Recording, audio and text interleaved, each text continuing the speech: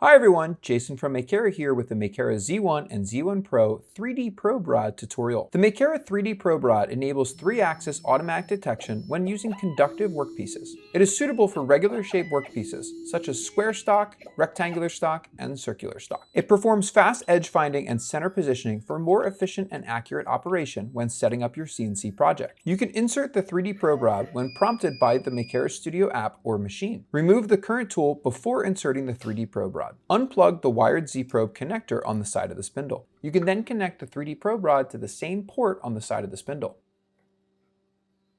To install, pull down the tool change lever, insert the 3D probe shank vertically into the spindle, then raise the tool change lever to lock it in place. Click Continue in the Makera Studio app or press the Action button on the machine. The system will automatically complete the probing calibration according to the software settings within the Makera Studio app. Thanks for watching and stay tuned for more.